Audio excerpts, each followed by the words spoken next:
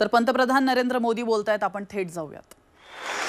और सिर्फ bank account खोलना ही हमारी सफलता हम वहां अटकते नहीं है। इसने भारत में पब्लिक सर्विस डिलीवरी के पूरे इकोसिस्टम को ट्रांसफॉर्म कर दिया। हमने Jan Dhan bank account, mobile phone और आधार आईडी की एक जैम ट्रिनिटी, JAM ट्रिनिटी बनाई है। आप सोचिए, इसे एक क्लिक पर करोड़ों करोड़ों देशवासियों तक डायरेक्ट बेनिफिट ट्रांसफर DBT संभव हुआ। और आपको और खुशी होगी, बीते 9 वर्षों में अमृत नोनी गॅस्ट्रिन, अपचन, ऍसिडिटी, गॅस्ट्रबल ह्यापैकी तुम्हाला कुठलाही गॅस्ट्रिक प्रॉब्लेम झाला, उपाय एकच, अमृत नोनी गॅस्ट्रिन। यह आंकड़ा भी आपको बहुत आनंद देगा। बीते 9 वर्षों में 28 लाख करोड़ रुपए, यानी 500 बिलियन ऑस्ट्रेलियन डॉलर से भी ज्यादा सीधे जरूरतमंदों के बैंक अकाउंट में भेजे गए हैं।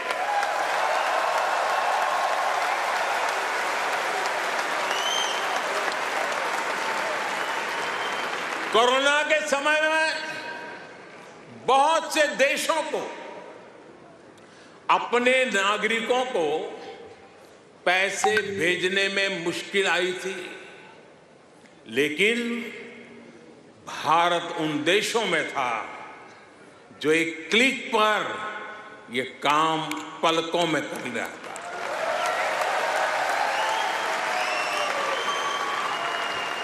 यूनिवर्सल पब्लिक इंटरफेस यानी UPI ने भारत में फाइनेंशियल इंक्लूजन को नई ऊंचाई पर पहुंचा दिया है। आज दुनिया के 40% रियल टाइम डिजिटल पेमेंट्स अकेले भारत में होते हैं।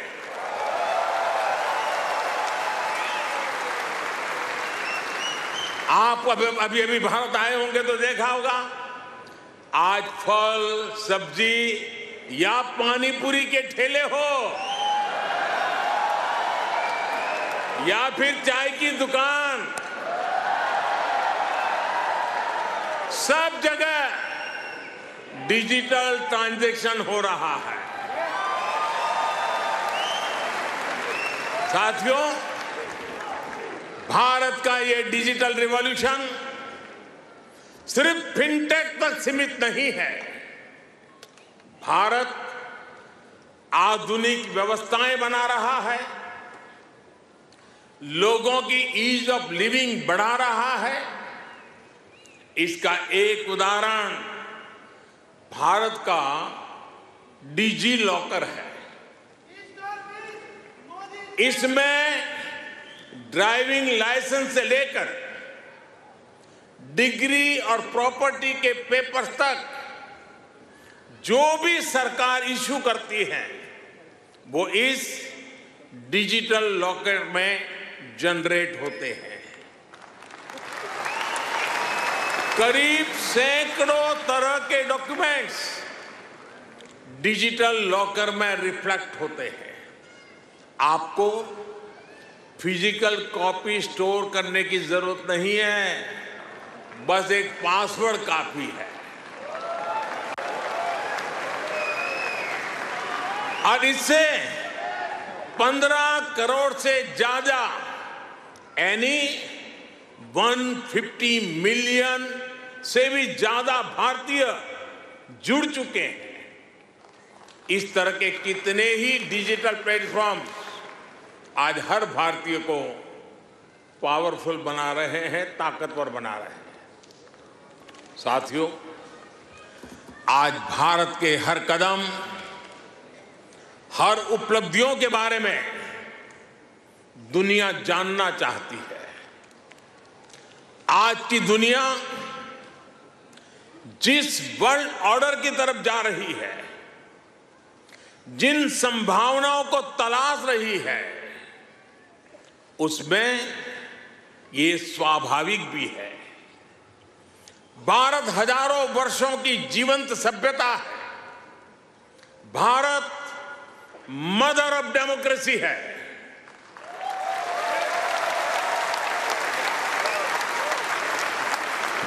हमने समय के अनुसार खुद को ढाला है, लेकिन अपने मूल सिद्धांतों पर, फंडामेंटल्स पर हमेशा टिके रहे हैं। हम राष्ट्र को भी एक परिवार के रूप में देखते हैं और विश्व को भी एक परिवार मानते हैं। वसुधैव कुटुंबकम। और इसलिए जब भारत अपनी G20 प्रेसिडेंसी की थीम तय करता है तो कहता है अपने आदर्शों को जीने का उसका स्वभाव देखिए। G20 प्रेसिडेंसी में भारत कहता है one earth, one family, one future.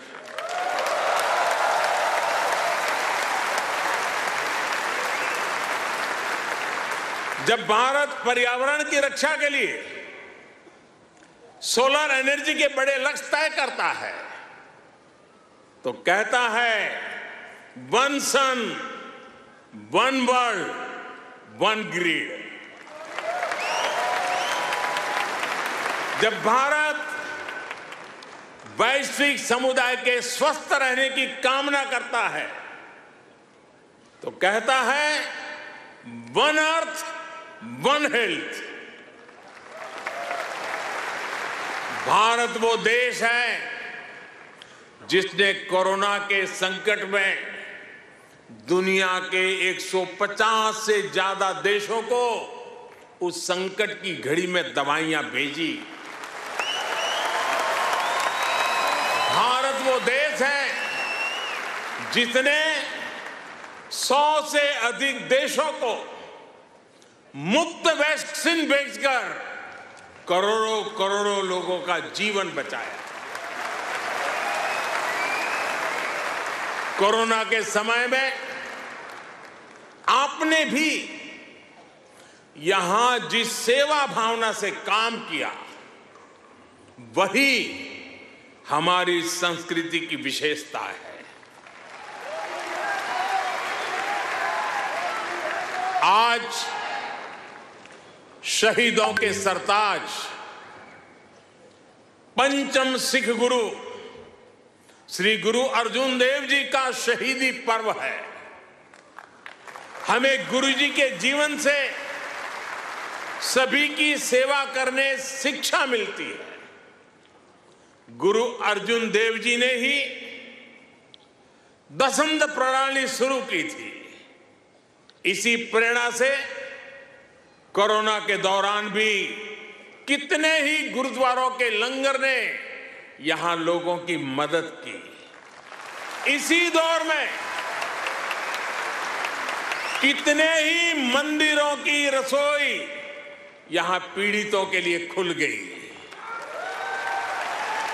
Australia में रहकर पढ़ाई कर रहे स्टूडेंट्स भी बड़ी संख्या में लोगों की मदद के लिए आगे आए। विभिन्न सामाजिक संगठनों ने भी इस दौरान बहुत लोगों की मदद की। भारतीय कहीं भी रहे, एक मानवीय भाव उनमें समाहित रहता है।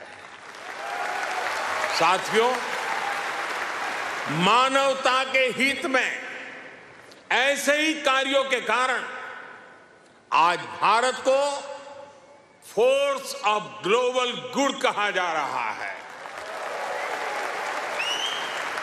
जहां कहीं भी कोई आपदा होती है, भारत मदद के लिए तैयार मिलता है। जब भी कोई संकट आता है, भारत समाधान के लिए तत्पर रहता है। आज चाहे इंटरनेशनल सोलर अलायंस के द्वारा सौर ऊर्जा का उपयोग बढ़ाना हो, चाहे आपसी सहयोग के माध्यम से डिजास्टर रिजिलिएंट इंफ्रास्ट्रक्चर तैयार करना हो, चाहे इंटरनेशनल बिग कैट अलायंस को नेतृत्व देना हो, भारत ने हमेशा अलग अलग देशों को एकजुट करने के लिए एक बाइंडिंग फोर्स की तरह काम किया है। अभी अभी जब तुर्की में भूकंप ने तबाही मचाई, तब भारत ने ऑपरेशन दोस्त के द्वारा मदद का हाथ बढ़ाया।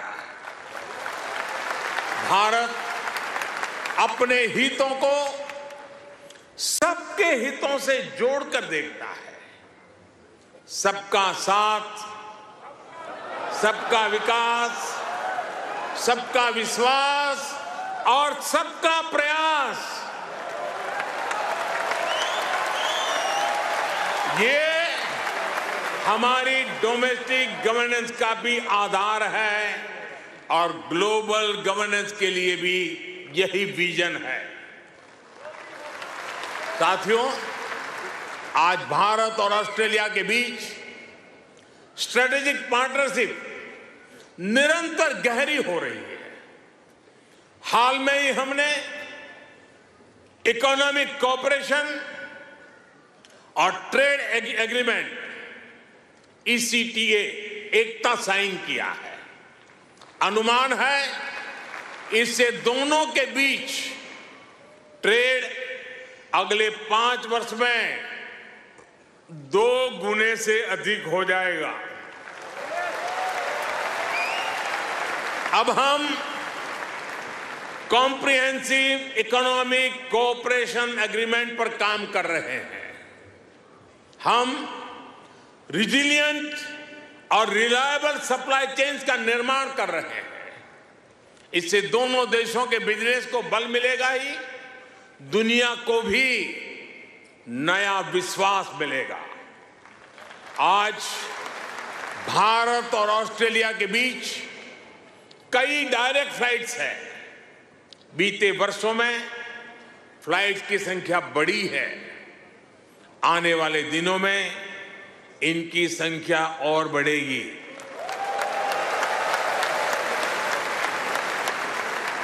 एक दूसरे की डिग्रियों को मान्यता देने को लेकर भी दोनों देश आगे बढ़े हैं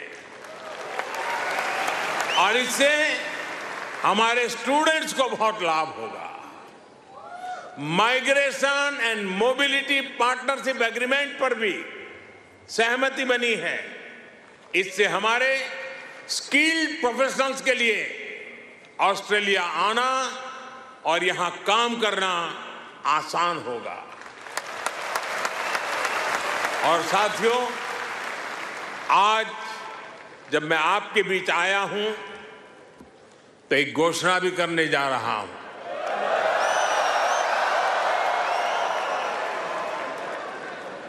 ब्रिस्बेन में भारतीय समुदाय की बहुत समय से जो मांग थी, अब उसे पूरा किया जाएगा। जल्द ही ब्रिस्बेन में भारत का एक नया काउंसलेट खोला जाएगा।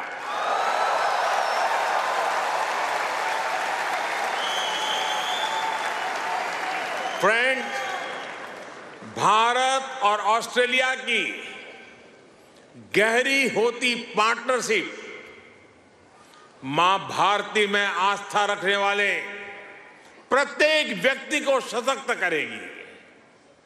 आपके पास टैलेंट है, अपनी स्किल की ताकत है और साथ ही अपने कल्चरल वैल्यूज भी है।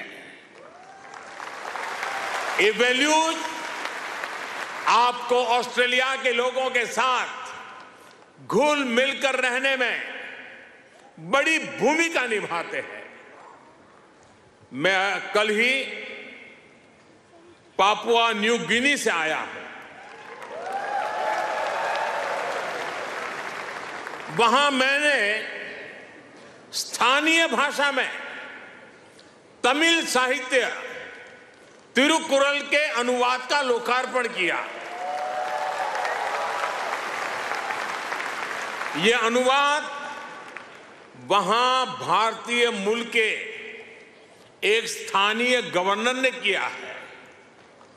एक जीता जागता उदाहरण है कि कैसे हम विदेश में रहते हुए भी अपनी जड़ों पर गर्व करते रहें, जड़ों से जुड़े रहे। आप भी यहां ऑस्ट्रेलिया में भारतीय संस्कृति की खुशबू फैला रहे हैं। आप ऑस्ट्रेलिया में भारत के कल्चरल एम्बेसडर हैं, भारत के ब्रांड एम्बेसडर्स हैं। साथियों, मैं मेरी बात समाप्त करने से पहले आपसे कुछ मांगना चाहता हूं। देंगे? आवाज जरा धीमी हो गई। देंगे? पक्का? प्रॉमिस? मैं आपसे ये मांग रहा हूं और आपसे आग्रह करूंगा कि आप जब भी भारत आए, अपने साथ कोई न कोई ऑस्ट्रेलियाई मित्र और उनके परिवार को भी साथ लेकर के आए।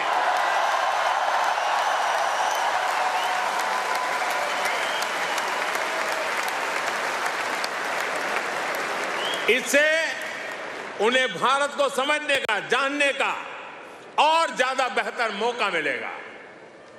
आप इतनी बड़ी तादाद में आए, लंबे अरसे के बाद आपको मिलने का मौका मिला।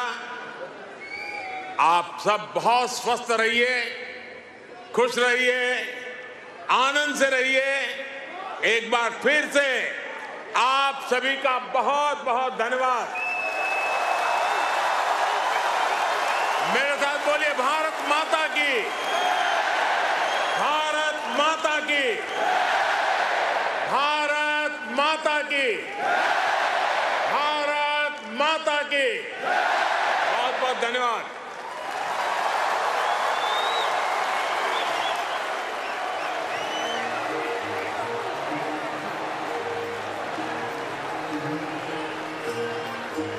तर पंतप्रधान नरेंद्र मोदी हे सिडनीमध्ये असलेल्या भारतीयांना संबोधित करत होते। पंतप्रधान नरेंद्र मोदींचं ऑस्ट्रेलियात जोरदार स्वागत करण्यात आलंय।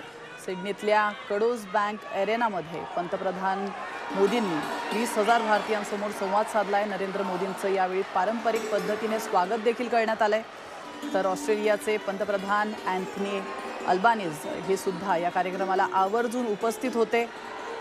मोदी इज द बॉस या शब्दात ऑस्ट्रेलियाच्या पंतप्रधानांनी मोदींचं स्वागत केलं।